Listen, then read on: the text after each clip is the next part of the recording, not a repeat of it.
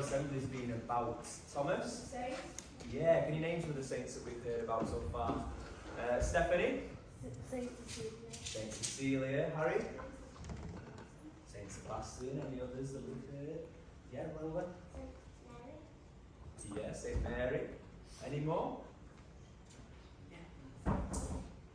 Perfect. So, today, our final assembly all about saints before our term is about Saint Christopher. Has anybody ever heard of Saint Christopher before?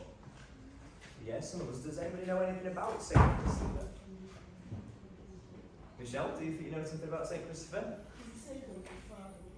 Okay, saint of travel. So, we're going to watch a short video in a second. It's going to tell us a lot more about Saint Christopher than I could. So, let's listen to the video and then all through the video as to why we've got this sort of thing.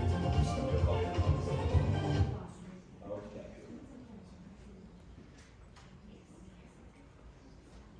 A long, long time ago, there was a shady character named Reckless. Some remember him as a great man with a dog's head, others as a giant. What we do know for sure is that he was a bad guy devoted to evil. But at a certain point in his life, something changed, giving rise to the extraordinary story of Saint Christopher.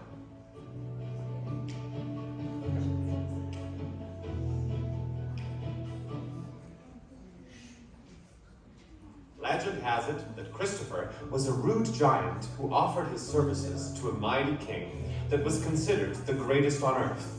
But he left him as soon as he learned that Satan was greater and more powerful, joining Lucifer and embracing evil. But one day the giant noticed that Satan was afraid by the view of a cross. So hearing something about a certain person called Jesus, far superior to Satan, the giant tried to find him out. He went to a hermit searching for explanation and knew that our Lord was the exact opposite of devil, who appreciated man for goodness and not for greatness. In this very moment, Saint Christopher's journey in finding God begins. While traveling, the giant heard the voice of a child close to a river who needed help in crossing over to the other shore. To help him, the giant carried him on his shoulders. But the further he went into the river, the more the child's weight increased. So much so that he reached the other shore with great difficulty. Then, the child revealed his identity. He was Jesus, and the weight the giant had borne was the whole world's weight.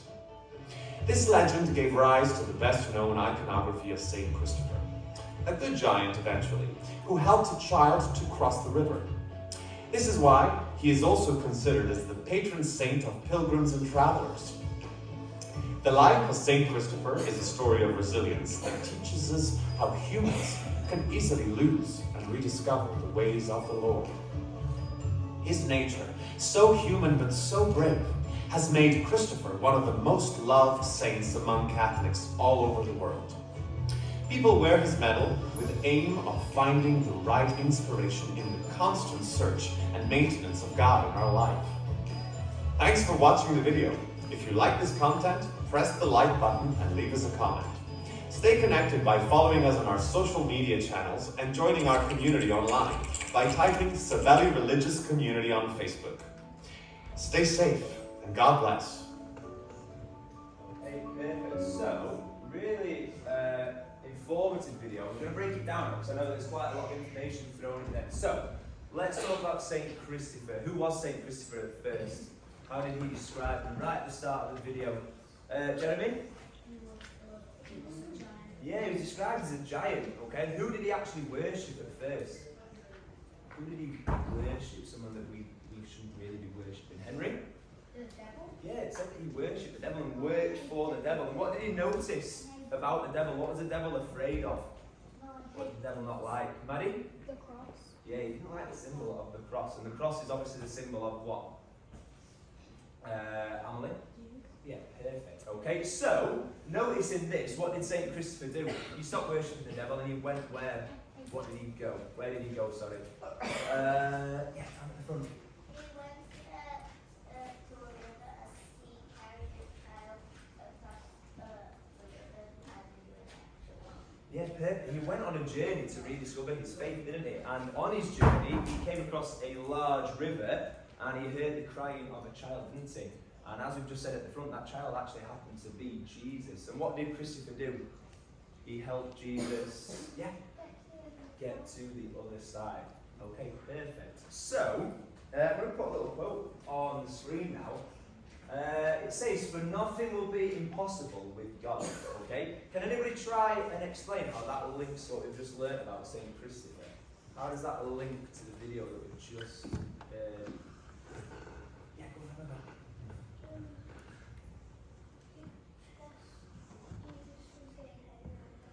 Yeah, absolutely. Jesus was getting heavier and heavier, so much so that you think it would be almost impossible to get across the river. And yet he actually managed to get across the river. Is that what you were going to say, Tom? No, I was going to say, it's like, you wouldn't think, someone who won't be saved would do the, impossible and destroy Jesus.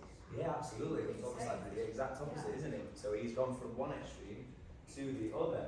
Okay, now this picture isn't a picture that I actually found online. This shadow is actually my shadow, okay? And it wasn't taken in this country. Okay, I'm going to put a world map on the screen. And my class know the answers to all these questions because we've done a lot of this for Black History, so purposefully don't want my class to have their hands up. Okay, I'm going to drop a pin somewhere on the world map, and I want you guys to have a go at telling me where it is. Okay? Whereabouts in the world is that? And again, my class, I'm not being rude to you, I'm just completely ignoring you. Abby? Egypt. Egypt. Now Egypt is right over here in Africa. Okay, so we're nowhere near Africa. What continent is this one here? Yes, Seth. Okay, it's very close to Brazil. Brazil is this really huge country. What is this continent though? The group of countries. What is it, Alfie? South America. South America. Okay, and the place that the pin has dropped isn't actually quite on mainland South America. Let me get you another picture a little bit further zoomed in. Okay, so this pin is actually this tiny, tiny country there. Does anybody know what that is? Again, my class hands down, I'm not going to pick you. Oscar? Romania. No, Romania. We need to do some geography in class 10. Romania is in Europe. Romania, I can't even reach it. It's all the way up there, isn't it? Okay? We're in South America, and actually we're on the Caribbean islands. So these are tiny, tiny islands. We're going to have one more person on the go. Oliver. Is it maybe Barbados? Okay, best guess we've had yet, okay? Because that is a Caribbean island, so really good. Mr. Freeman must have done some geography with you guys. Not Barbados though. I'm going to give you one more guess. I'm going to let you have one more guess. Who got a picture? Yeah, go on, Shannon. It's not Australia. Australia is all on the other side of the world. We need to do some geography in St. Bees, I'm afraid. Okay, another zoomed in map. Okay, has anybody ever heard of Trinidad and Tobago? Some of you have. My class, we all have. Okay? And it is these two very small islands. If you go back to this map here, you can see that they are absolutely tiny. Does anybody recognise any place names on those maps? Especially on the island of Tobago. Maddie? Scarborough. Yeah, who's been to Scarborough? Yeah, not that Scarborough's miles away, okay? But there's a Scarborough in North Yorkshire, isn't there? Which I'm sure lots of us have been to. Okay, and I was lucky enough in the summer to actually go to Tobago. We stayed in a little place just a bit further away from Scarborough. It was called Castara, okay? A little fishing village. And that's where that picture of the quote that said, "For nothing will be impossible with God," was taken, okay? And I thought that links perfectly to our assembly about St. Christopher, because St. Christopher is also the patron saint of what? And someone in my class already said this. Go on, Scarlett. Travel, okay? So he travelled. He travelled with the weight of the world on his shoulders in terms of Jesus, didn't he? So, this is what the country of Tobago looks like. We think it's a rich or poor country, just from looking at this picture here. Yeah? Yeah, what makes you say that? Yeah, they don't look like the houses that we have here, where they're made of brick. They're made of all sorts of materials, lots of sort of scrap metals and things. And lots of them are half built, half finished. They've not really finished them. Okay, the country is almost like 90% rainforest. So it did a lot of rain there, but it was a beautiful, beautiful place with beautiful sunny beaches. I'm sure we're all a little bit jealous right now. Wish we were all there right now, rather than out there in this October weather that we've got. Are you ready for this? File This report. is the File show. open. Play on. Who turned that down?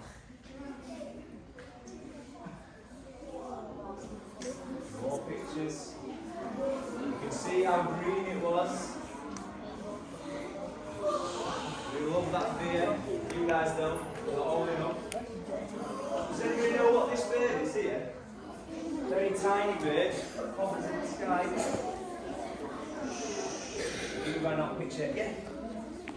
It's not a swallow. Yeah, go on. It's not. Someone from my class tell us please, Bernard. It's a hummingbird, yeah. And there's loads of them everywhere I went. Okay, this was a carnival, Key Stage 2, that we just happened to stumble upon one day. Couldn't get to where we wanted to go in the car because there was this wedding happening. This was actually someone's wedding, and the whole village was invited. So you can see more jungles, more blue skies, more palm trees. This is the flag, Trinidad and Tobago.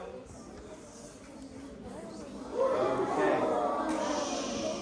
Right, I'm going to put a quote on the screen now, and it was from someone who we bumped into when we were on holiday there. My class know this person's name. None of you will ever guess this person's name. But he said something that really stuck with me. Okay, and I really like this quote that he said. He was working in a shop. It was really, really warm, so we had to go and buy lots of water. And he was just so smiling. He was so happy. And I said to him, why are you so happy today? And he said, where's it gone? He said, who needs money when you've got this? Okay, and he pointed out of his window and he showed me the view that he had. Does anybody want to guess the name of this man who said this to us? And I'll get someone from my class in a second to guess. Do you want to have a go? He wasn't called Christopher. That would have been really cool if he was. It's a name that I'm sure we don't know anybody called this. What was his name, please, Noah? Porridge. Yeah, his name was Porridge. His name was actually Porridge. There you go. And this is the view that he pointed to us out of his really small home building. Didn't have a lot of money, but he said, who needs money when you've got this? And that's the view that he pointed to. So he really appreciated the smaller things in life. And there was something that we learned about Christopher earlier that I think that really links back to. It said that Jesus appreciated goodness over greatness, didn't he? What did he mean by that? Can anybody try and explain what that means? So he appreciates goodness rather than greatness. Do you want to go, Scarlett? So he wants you to be more kind instead of being famous. Yeah, absolutely, okay. Jesus isn't bothered whether you're famous, you make lots of money. He appreciates people who are kind, who are good-hearted, okay? So let's just link us back to St. Christopher now, because I think there's 3 real points that I want us to take on before we head out to break time. Okay, the journey towards faith won't always be easy. Sometimes we might question our faith, sometimes we might find it tough, but it's really important to keep going with our faith. Appreciate goodness rather than greatness, that's what we just said. So appreciate the smaller things in life, things that make us happy, the kind of things that we do. And it's to try and find the right path in life. Live life like Jesus would want us to. Okay? And just to finish off the assembly, we're going to go to this point here, which is to appreciate the smaller, sort of simpler things in life, simple, fun things. And I need 2 of my people from my class who are going to help us out with this. Yes, Martha and Billy, let's have you 2. Mr. Freeman's kind of volunteered to demonstrate what this looks like, because whilst we were in Trinidad and Tobago, we learned that they invented a certain type of dance. Okay? What kind of dancing is this? Who's seen that before? Alfie? Limp limbo, okay? The limbo was invented in Trinidad and Tobago. So, Mr. Freeman's going to demonstrate his limbo skills, and then to take us out to break time, we're all going to limbo out of those doors at the back. Okay, so,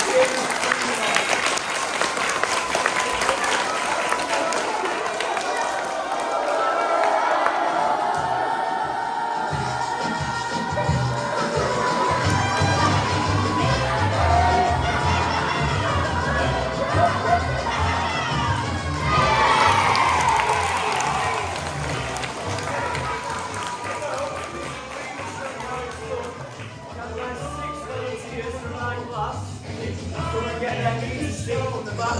And rather than Billy,